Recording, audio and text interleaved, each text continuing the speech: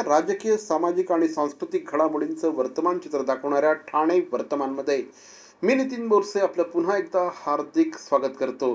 सादर करीत आहोत आजच्या ठळक बातम्या.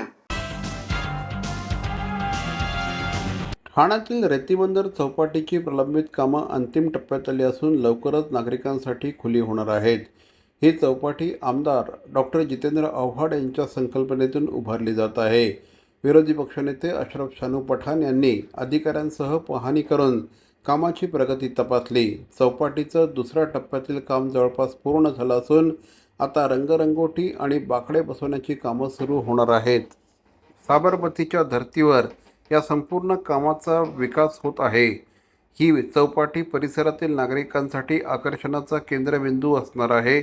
महानगरपालिकेच्या सहकार्याने प्रकल्पाला गती मिळाली असून लवकरच नागरिकांना फिरण्यासाठी आणि विरंगुळ्यासाठी एक नवीन ठिकाण या ठिकाणी उपलब्ध होईल असं श्री शानू पठाण यांनी सांगितलं. पास एक चौपाटी रीति मंदिर पे जो चौपाटी थी उसका हमने विविध कामों के लिए दौरा रखा था संबंधित अधिकारियों के साथ। मुझे याद है जब जोशी मैडम कलेक्टर थी यहाँ पे, तो उस टाइम पे मिनिस्टर डॉक्टर जितेंद्र जी अवार्ड और हमारे खासदार श्रीकांत शिंदे जी का इसमें बहुत बड़ा योगदान रहा है। उसके बाद मैं स्मार्ट सिटी का डायरेक्टर बना और मनु कुमार क्या नाम था, मनु कुमार श्रीवास्तव जी थे इसके हेड स्मार्ट सिटी के, तो उनको भी मेरी कई सूचना थी, तो उसको अमल बजावनी कितनी हुई इसका आज दौरा था स्थानिक कॉर्पोरेटर के साथ। इतनी खूबसूरत हमारी जो जगह है उसको क्या कमियां है तो उसमें आज हमको देखने में मिली। कैमरा, बेंचेस, लाइट की कमी, रेलिंग और सिक्योरिटी और थोड़ा सा रिपेयरिंग, ये सारी चीज करके ताकि ये कलवा और मुमरा के लिए एक खूबसूरत जो सपना था जो आज इम्प्लीमेंट हुआ है थाना महानगर पालिका के स्मार्ट सिटी द्वारा, जिसका मैं डायरेक्टर था, और जो मैं उसके लिए शुक्रिया अदा करूंगा डॉक्टर श्रीकांत शिंदे जी का, खासदार हमारे आमदार डॉक्टर जितेंद्र आवाड जी, यहाँ के स्थानिक नगरसेवक लोग।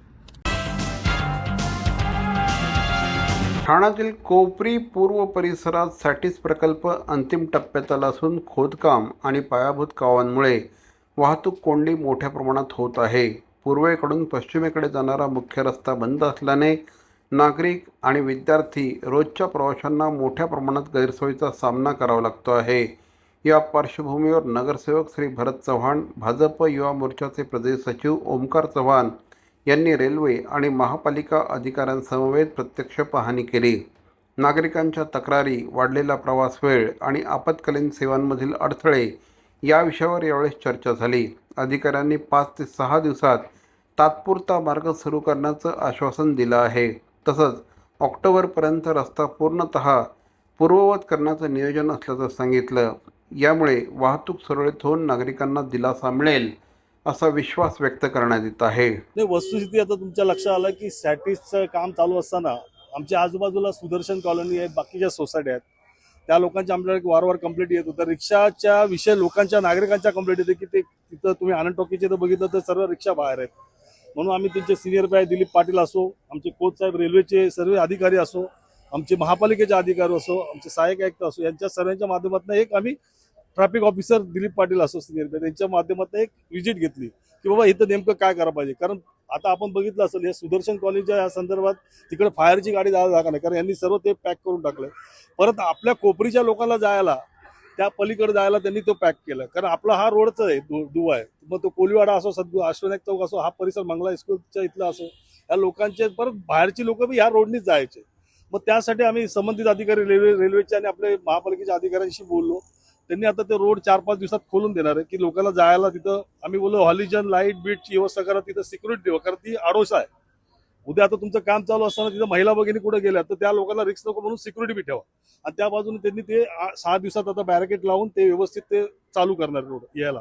दुसरा प्रश्न होता सुदर्शन कॉलेजच्या ह्या भागातल्या परिसरातल्या लोकांचा सर्व ड्रेनेज लाईनच्या आणि ह्या सर्व लाईनी चॉकअप झालेल्या आहेत. तर त्या संदर्भात मी त्यांच्याशी बोललो की ह्या लाईनी आम्हाला ओपन करा, आणि ते तुम्ही जे वरती हे केलेलं आहे बंद केलं, वरती केलं, पावसाळा आलाय, परत ते पाणी सोसायटीत नको घुसायला लोकांच्या, त्या संदर्भात बी आम्ही डिस्कस केलं. त्या संबंधित त्यांनी समाधानकारक उत्तर दिलं. पण राज्य उत्पादन शुल्क विभागाने ठाण्यात मोठी कारवाई करत गोव्यात निर्मित विदेशी मद्याची अवैध वाहतूक उघडकीस आणली आहे. 5 मे 2026 रोजी मिळालेल्या गुप्त माहितीवरून भरारी पथकाने RC पाटील टोलनाका ते माजीवाडा मार्गावर संशयित कंटेनर अडवून तपासणी केली.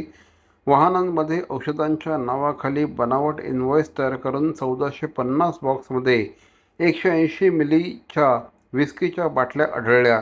एकंदर 12,528 बाटल्या यासाठी जप्त करण्यात आल्या आहेत. या कारवाईत सुमारे 1,65,00,000 रुपयांचा मुद्देमाल जमा करण्यात आला आहे. चालक परगत सिंग आणि अमृतबीर सिंग यांना या संदर्भात अटक करण्यात आली आहे. ही कारवाई वरिष्ठ अधिकाऱ्यांच्या मार्गदर्शनाखाली करण्यात आली असून पुढील तपास सुरू आहे. शिवसेना विभाग प्रमुख माननीय श्री जेरी डेव्हिड साहेबांना श्री गणेश टाक यांच्या वतीने वाढदिवसाच्या हार्दिक शुभेच्छा. जेरी भाई आप आगे बढ़ो, हम आपके साथ है. पुनश्च एकदा श्री गणेश टाक यांच्या वतीने श्री जेरी डेव्हिड साहेबांना वाढदिवसाच्या लक्षावधी शुभेच्छा. भवानी ज्वेलर्स ठाणे पारंपरिक आणि आधुनिक दागिन्यांचा अप्रतिम संगम. प्रत्येक स्त्रीची पहिली पसंती भवानी ज्वेलर्स ठाणे. नक्की भेट द्या. CP Goenka International School, nurturing talent at young age for scholastics, sports and performing arts in global perspective. Proud to have world toppers and country toppers in 10th standard Cambridge examinations. Ranked the best emerging school by the Times of India for personality over percentage. CP Goenka is the intelligent choice.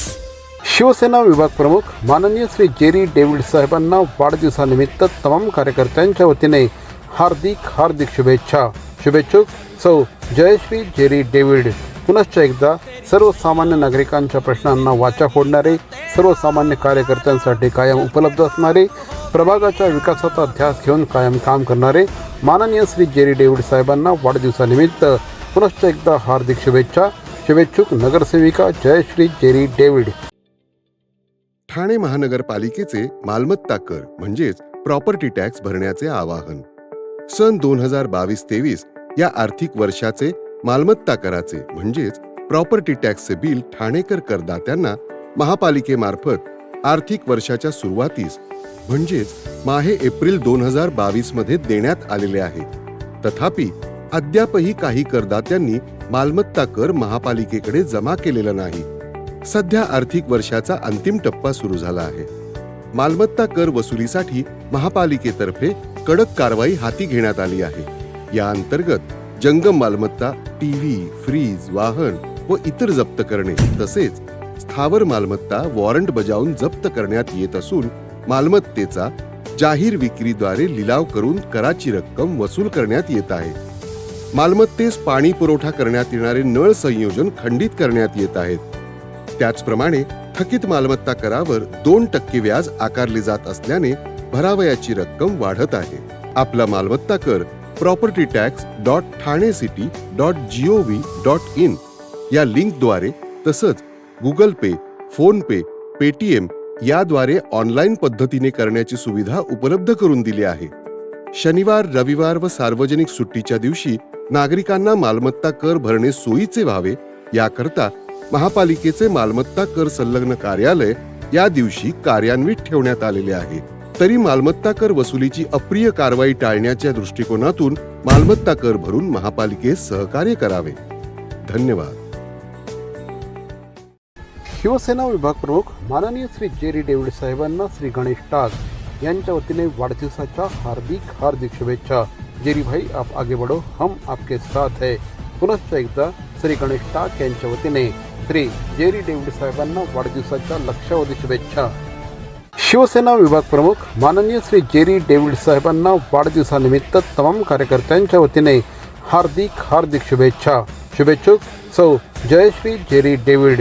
पुनश्च एकदा सर्वसामान्य नागरिकांच्या प्रश्नांना वाचा फोडणारे, सर्वसामान्य कार्यकर्त्यांसाठी कायम उपलब्ध असणारे, प्रभागाच्या विकासाचा ध्यास घेऊन कायम काम करणारे माननीय श्री जेरी डेव्हिड साहेबांना वाढदिवसानिमित्त पुनश्च एकदा हार्दिक शुभेच्छा. शुभेच्छुक नगरसेविका जयश्री जेरी डेव्हिड. ठाण्यातील नाशिक मुंबई मार्गावर नितीन कंपनी ब्रिजवर उतरताना 6 वाहनांचा साखळी अपघात झाला. ही घटना 4 मे 2026 रोजी दुपारी 1:45 वाजता टाटा मोटर्स शोरूम समोर घडली. नाशिककडून ठाण्याकडे येणाऱ्या वाहनांनी पाठीमागून एकमेकांना धडक दिल्याने हा अपघात झाला. अपघातामध्ये टाटा इंद्रा V20 टेम्पो चालक शेख साबिर महमूद याला डावा हात आणि पायाला गंभीर दुखापत झाली. त्याला तात्काळ जिल्हा शासकीय रुग्णालयात दाखल करण्यात आलं होतं. घटनास्थळी वाहतूक पोलीस, नौपाडा पोलीस, आपत्ती व्यवस्थापन पथक, अग्निशमन दल आणि आरोग्य विभागाची रुग्णवाहिका दाखल झाली होती. या अपघातामध्ये टेम्पोचं मोठं नुकसान झालं असून इतर वाहनांना किरकोळ हानी झाली आहे. 2 वाहनं घटनास्थळावरून निघून गेल्याची माहिती पोलिसांना मिळाली. ठाण्यातील मुंब्रा परिसरामध्ये जामा मशीद समोर पार्क केलेल्या कारला आग लागल्याची घटना आज पहाटे 1:15 वाजण्याच्या सुमारास घडली. MS03 DV 9775 क्रमांकाच्या मारुती सुझुकी टूर या वाहनाला अचानक आग लागली. घटनेचं वृत्त समजताच मुंब्रा अग्निशमन दलाचे जवान, एक फायर इंजिन आणि रेस्क्यू वाहनासह घटनास्थळी दाखल झाले. त्यांनी तात्काळ कारवाई करत आग आटोक्यात आणली. सुमारे 1:15 वाजेपर्यंत आग पूर्णपणे विझवण्यात यश आलं होतं. सुदैवाने या घटनेत कोणतीही जीवितहानी झालेली नाही. वाहनाचं काही प्रमाणामध्ये नुकसान झाल्याची प्राथमिक माहिती आहे. आगीचं कारण अद्याप स्पष्ट झालं नसून संबंधित यंत्रणांकडून तपास सुरू आहे.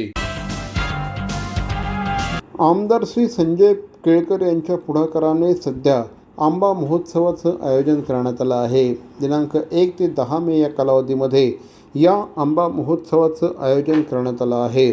आंबा महोत्सवाच्या दरम्यान कोकण परिसरातील आंबा उत्पादक शेतकऱ्यांना हक्काची व्यासपीठ मिळावं या दृष्टिकोनातून या संपूर्ण कार्यक्रमाचं आयोजन गेले अनेक वर्ष आमदार श्री संजय केळकर यांच्या पुढाकाराने करण्यात येतं.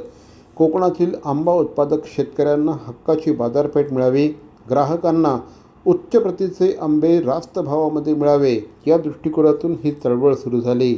आता या संपूर्ण चळवळीला ग्राहक चळवळीचं स्वरूप प्राप्त झालं आहे.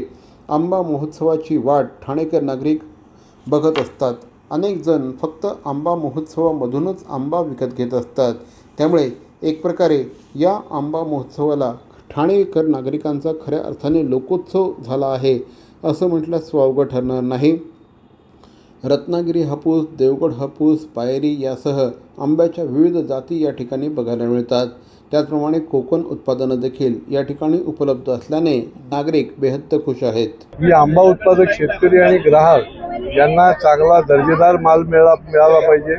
कुठल्याही प्रकारची प्रक्रिया केलेला असता कामा नये आणि वाजवी भावाने उत्तम दर्जाचा आंबा मिळण्याकरता ही एक चळवळ जी राबवतोय त्याला ठाणेकरांनी आणि आजूबाजूच्या लोकांनी देखील खूप प्रतिसाद दिला आहे. मला वाटतं मी ठाणेकरांना आवाहन करतो की आपण ज्या महोत्सवाची वाट बघत असता तो 1 मेच्या महाराष्ट्र दिनी, कामगार दिनी हा आंबा महोत्सव दरवर्षीप्रमाणे सुरू झाला आहे.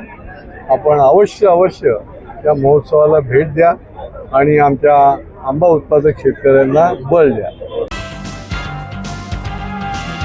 या होत्या आजच्या ठळक बातम्या. आपल्या काही सूचना अथवा समस्या असल्यास आमचा पत्ता Dadoji Konde stadium, shop number 16, Khatan road, Thane पश्चिम, दूरध्वनी क्रमांक 9820939420. तर मग पुन्हा भेटू उद्या याच वेळी याच ठिकाणी ठाणे वर्तमानमध्ये. तोपर्यंत धन्यवाद. जय हिंद, जय महाराष्ट्र.